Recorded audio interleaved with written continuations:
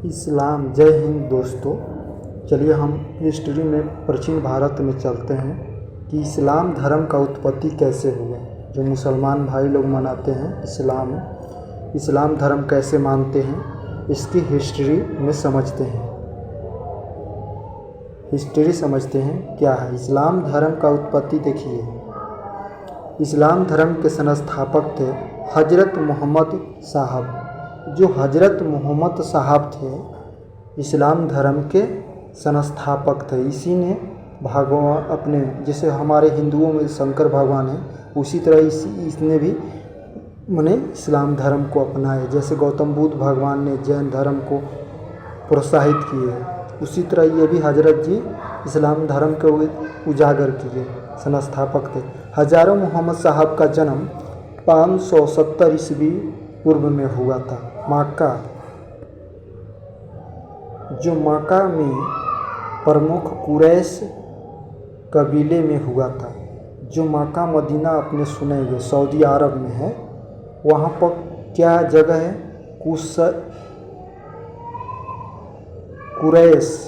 कुरैश जगह का नाम है। मक्का मदीना में कुरैश में इनका जन्म हुआ। कुरैश कबीले में हुआ था। कबीला माने राजा हुए थे, उन्हीं में जन्म हुआ था वहाँ पर। उनके पिता अब्दुल्ला, उनके पिता कौन थे? अब्दुल्ला थे, और माता अमीना थी। माता कौन थी? अमीना थी। उनका लालन पालन के उनके चाचा अबू तालिबा ने किया था। इस्लाम धर्म का जो है, उनका माँ अब्दुल्ला थी, पिता अमीना था। अब्दुल्ला पर पिताजी थे, माँ अमीना थी। तो उसको कौन पाला पोषण किया था? उसके चाचा अबू तालिबा ने किया था। हजरत मोहम्मद साहब को 610 ईस्वी पूर्व में मक्का के पास हीरा नामक गुफा में ज्ञान की प्राप्ति हुई। इनके कब ज्ञान की प्राप्ति हुई? हीरा नामक गुफा में प्राप्ति हुई। 24 दिसंबर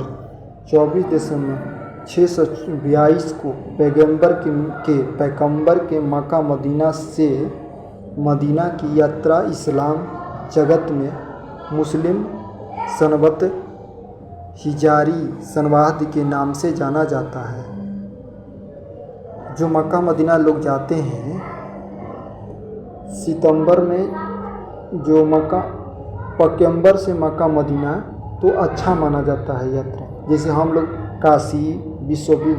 काशी जैसे धर्म धाम पर घूमते हैं, इसीलिए तरह इनको भी घूमना चाहिए। मोहम्मद की शादी 25 वर्ष की अवस्था में खजीना से नामक विधवा के साथ हुआ। इनका खजीना एक नाम की औरत थी, विधवा। तो विधवा से इनकी 25 साल के बाद शादी हुआ।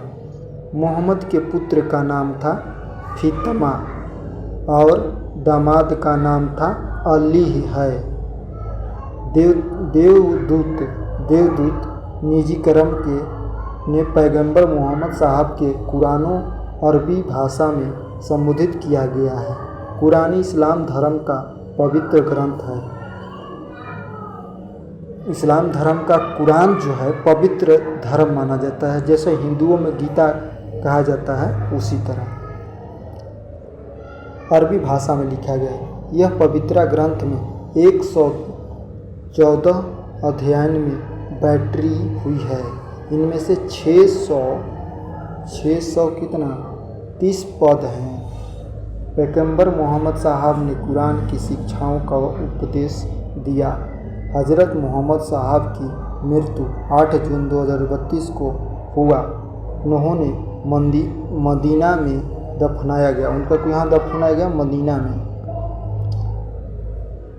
मोहम्मद साहब की मृत्यु के बाद इस्लामी सुन्नी तथा शिया नामक 2 पक्षों में विभाजित हो गया। देखिए, जो था इस्लाम धर्म तो 2 भाग में बट गया। एक सुन्नी हुआ, एक शिया हुआ।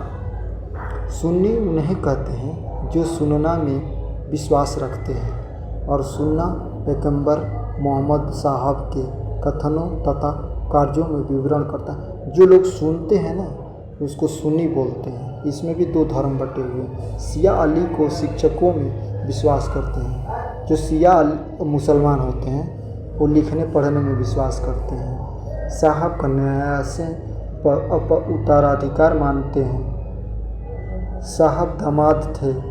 अली का 661 ईस्वी में हत्या कर दी गई। इनकी हत्या कर दी गई।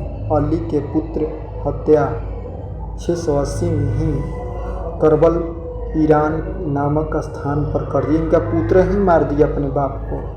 इन्हीं दोनों हत्यारों ने शिया को निश्चित मत का रूप दे दिया। पैगंबर मोहम्मद साहब के उत्तराधिकारी खलीफा थे। इस्लाम धर्म के खलीफा कौन थे? खलीफा इनका उत्तराधिकारी बना। इस्लाम धर्म जगत में खलीफा का पद 1924 ईस्वी में खलीफा का आया। इसमें इस्लाम तुर्की की शासन मुस्तफ़ा कमलापसन ने समाप्त कर दिया। इनका इंसाका में सर्वप्रथम पैगंबर साहब का जीवन चरित्र है। मोहम्मद साहब पैगंबर का जन्मदिन में पर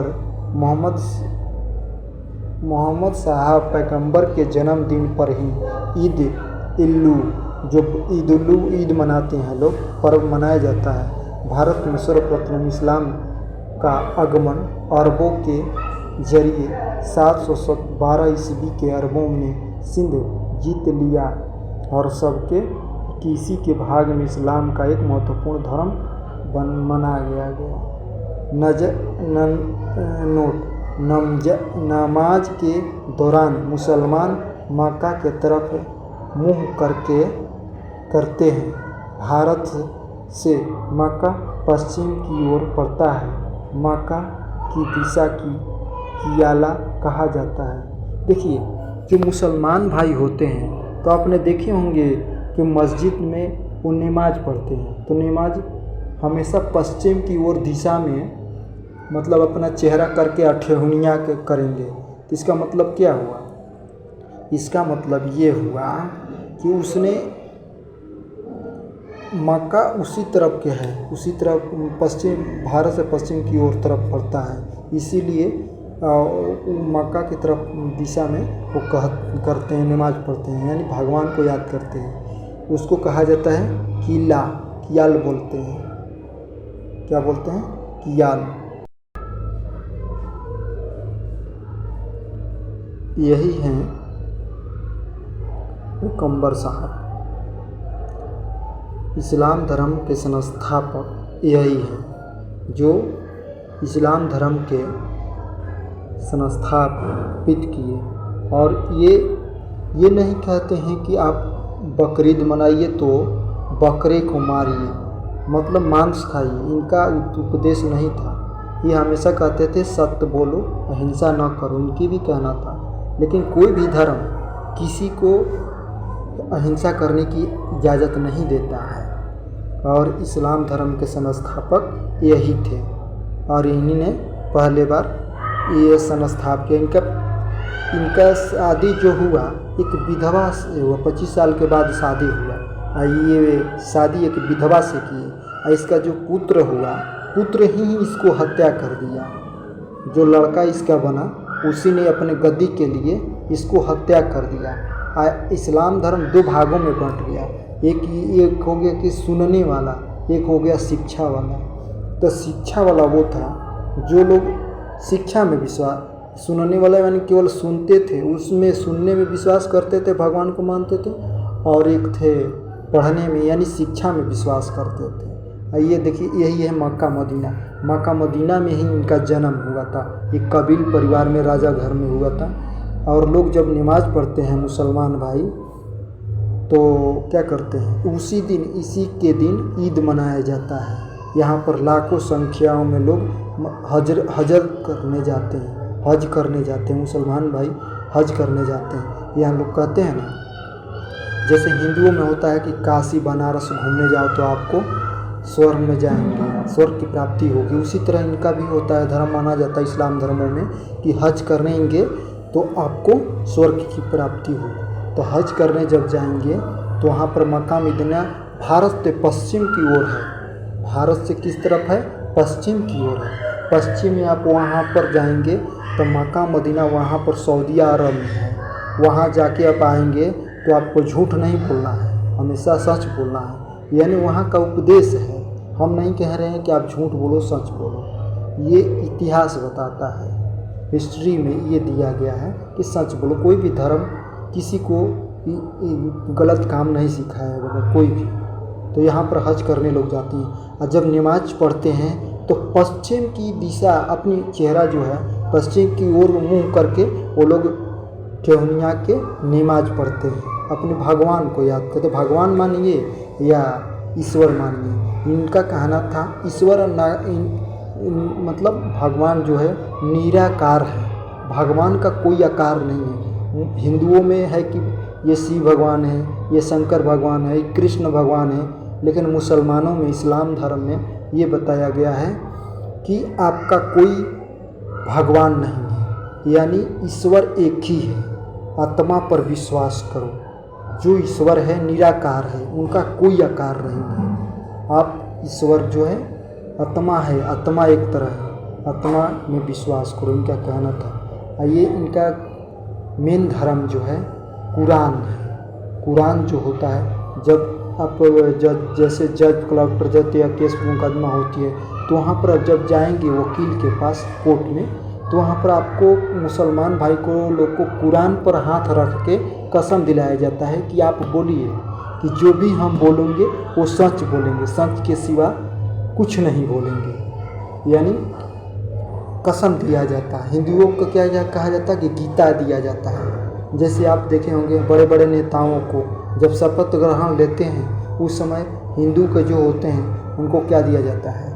गीता दिया जाता है। गीता का किताब दिया जाएगा, अब बोला जाएगा, वो बोलेंगे कि जो हम करेंगे सच करेंगे और सच के बला जनता को सेवा करेंगे, कसम दिलाया जाता है। उसी तरह मुसलमान भाइयों को भी जब नेता बनने जाते हैं शपथ लेना पड़ता है कि हम जो भी कुरान पर कि हम जो भी करेंगे देश के लिए करेंगे, सच करेंगे और सही करेंगे। लेकिन कसम को भाई कौन मानता है? कसम तो केवल दिलाया जाता है। जो चलता है जैसा लोग चलते हैं। सत्यमेव जयते, सत्य की सच्चाई होती है, जीत होती है, लेकिन सत्य हमेशा कड़वा होता है। किसी को सच बोलो तो बहुत कड़वा लगेगा, तो इसीलिए कहा गया है सच बोलना भी, सच बोलो तो सही है, लेकिन सच भी किसी को, इंसान को कड़वा लगता है, और झूठा जो बोलेंगे तो अच्छा लगेगा, मीठा लगेगा। तो जैसा, चलिए नेक्स्ट दोस्तों, जय हिंद दोस्तों। अच्छा लगे तो, हमारा वीडियो अच्छा लगे तो आप सब्सक्राइब करें और बेल घंटी को दबाएं। चलिए आपको नेक्स्ट क्लास में आपको कुछ और नई चीज़ों के बारे में हम आपको बताएंगे। चलिए दोस्तों, आप सपोर्ट कीजिए। आप इसी तरह हम आपको कुछ अपने नॉलेज के बारे में आपको बताते रहेंगे। धन्यवाद दोस्तों।